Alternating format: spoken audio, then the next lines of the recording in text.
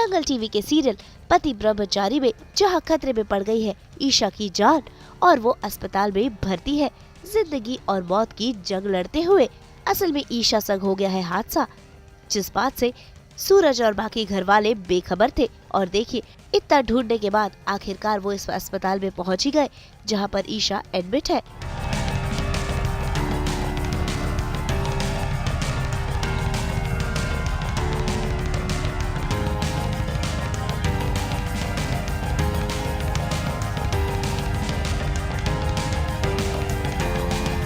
चौबीस घंटे से वो लड़की लावारिस की तरह पड़ी है और आप लोग अब आ रहे हैं। और तुम उसके हस्बैंड हो ना, तुम्हें कुछ होश खबर है या नहीं है कि मेरी पत्नी कहाँ है, अभी तक घर पहुंची या नहीं पहुंची? और अगर नहीं पहुंची तो मुझे उसको ढूंढना चाहिए। ईशा जी नाम है। ईशा रिस्पॉन्ड नहीं कर रही है। आप लोग उससे बात करते रहिए। लग रहा है जैसे उसे जीने की चाह ही छोड़ दी है। आप लोग उससे बात कीजिए, उसे मोटिवेट करते रहिए। उसका रिस्पॉन्ड करना बहुत ज़रूरी है। अगर उसने रिस्पॉन्ड नहीं किया और उसकी तबीयत और बिगड़ गई तो उसे संभालना बहुत मुश्किल हो जाएगा। ऐसे में डॉक्टर सभी घर वालों को बताती है कि ईशा की जान खतरे में है और ऐसे में सूरज को लगता है जोर का झटका। तभी तो वो पहुंच गया है ईशा के पास अपनी बातें कर उसे होश में लाने की कोशिश करने में।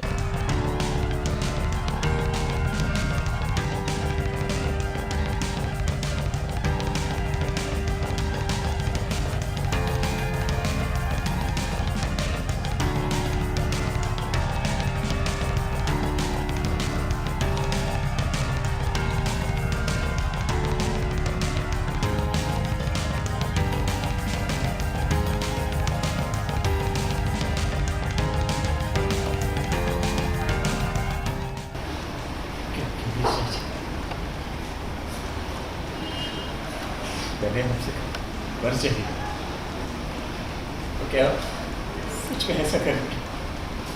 हाँ, ऐसे तो आप मेरी कोई बात नहीं मानती थी, ये बात कैसे मान लिया? आपको बात माननी है ना, तो चलिए मैं कह रहा हूँ। शशि अपनी आंखें खोलिए हो, उठिए, लड़िए मुझसे, कहिए कि मैं बुरा ब्रह्मचारी हूँ, गुंडा ब्रह्मचारी हूँ, जिद्दी ब्रह्मचारी हूँ, जिद्दी ब्रह्मचारी हूँ। आपका पति ब्रह्मचारी हूँ। ईशा जी आंखें खुलिए ना। ईशा जी, आप उठ क्यों नहीं रही है? ईशा जी,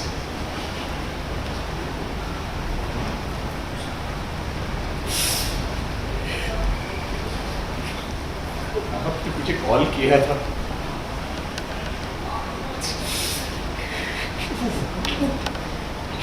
क्यों झूठा समझा?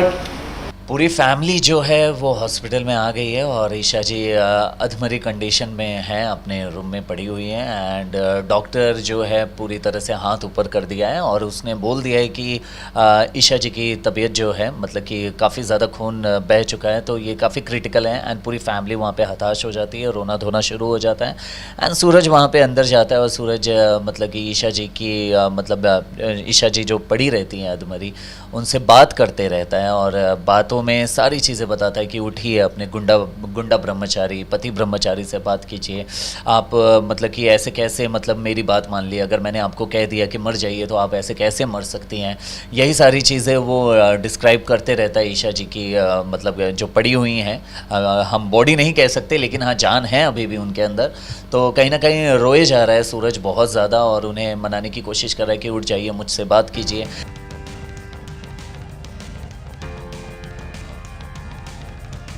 भाई सूरज की इतनी कोशिशों के बाद भी ईशा होश में नहीं आती।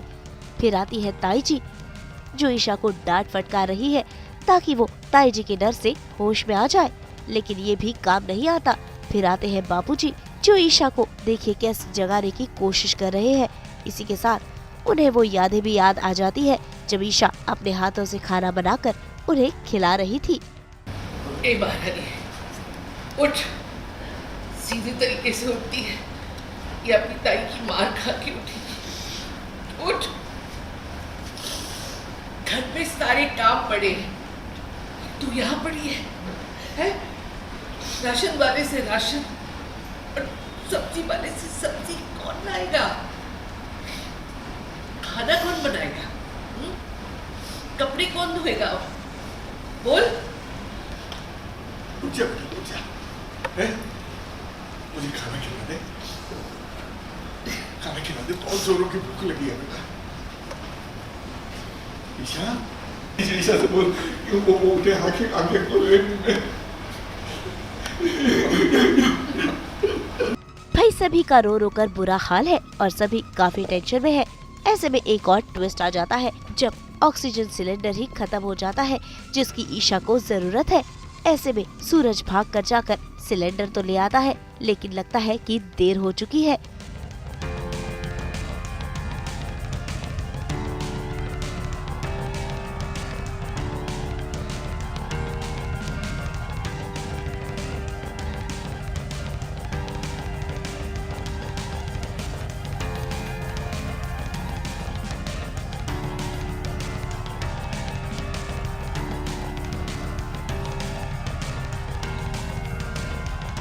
मतलब कि बंटी का कॉल आता है इससे और बंटी बताता है सारी चीज़ें कि ईशा जी आपको ढूंढते हुए निकली थी, तो ऐसी सारी चीज़ें हुई थी। और ईशा जी फाइनली डॉक्टर बोलता है कि सिलेंडर जो ऑक्सीजन सिलेंडर होता है हमारे हॉस्पिटल में कमी है उसकी, ख़त्म हो चुका है। तो सूरज गुस्से में आता है और सूरज बोलता है कि मैं सिलेंडर लेकर आऊँगा, और सूरज जाता है और सिलेंडर लेकर भी आता है 1 घंटे के अंदर। और सिलेंडर जब लेकर आता है और ईशा जी फाइनली जैसे ही सिलेंडर लगाने वाले रहते हैं doctors and all, and Isha ji की जो वी से जो लाइंस चलते रहती हैं मॉनिटर पे वो स्ट्रेट हो जाती है एकदम। एंड वहाँ पे डॉक्टर सीधा कि यही बोल देता है फैमिली को कि हमें माफ़ कर दीजिए, शायद से वो बच नहीं पाएंगी। मतलब हमारी तरफ से तो हमने पूरी कोशिश कर ली, अब शायद कोई चमत्कार ही बचा पाएगा। एंड सूरज को वहाँ पे कुछ क्लिक नहीं होता है, सूरज बहुत ही पैनिक हो जाता है, वो अंदर जाता है और सीधा बैठता है। उसे अच्छे से पता रहता है कि ईशा जी का जो दिमाग है सबकॉन्शियस माइंड में उनके क्या चल रहा था, लास्ट मोमेंट पे क्या प्रॉब्लम थी। यही चाहती थी कि मैं आईएएस बनूं तो ठीक है। तो वो सीधा बोलता है कि ईशा जी आप उठ जाइए, जो भी है जैसे भी है मैं आईएएस बनूंगा, आपके लिए आईएएस बनूंगा, बस आप एक बार उठ जाइए, मुझसे बात कीजिए, मैं आईएएस बनूंगा। और जैसा कि हम जानते हैं कि भगवान हैं, सब पूरी दुनिया है, और ईशा जी वहाँ पे उठ जाती हैं, मतलब कि आंखें खुल जाती हैं उनकी, और वो मूर्ति देती हैं, बोलती है कि प्रॉमिस करो कि तुम आईएएस बनोगी, और ये कहता है मैं आईएएस बनूंगा। तो भाई चलिए, सूरज ने तो गुड न्यूज दे दी है कि ईशा होश में आ जाएगी, लेकिन अब कहानी में कौन सा नया मोड़ आएगा ये देखना काफी दिलचस्प होगा। मुंबई से नुपुर माउची के साथ ब्यूरो रिपोर्ट। हम तो लेकर ही आते हैं आपके लिए 24/7 एंटरटेनमेंट की गर्माहट। तो अगर आपको ये वीडियो पसंद आया है आप इसे लाइक करें, कमेंट देके अपनी राय ज़रूर दें। ऐसे ही एक्सक्लूसिव कंटेंट के लिए हमारे चैनल को सब्सक्राइब ज़रूर करें। अगर आप ये वीडियो फेसबुक पर देख रहे हैं तो हमारी फेसबुक पेज को भी लाइक करें। नाम तो आप सब जानते ही हैं, सास बहू और बेटियाँ, जहाँ हम लेकर आते हैं आपके लिए नॉन स्टॉप एंटरटेनमेंट की गुड न्यूज़।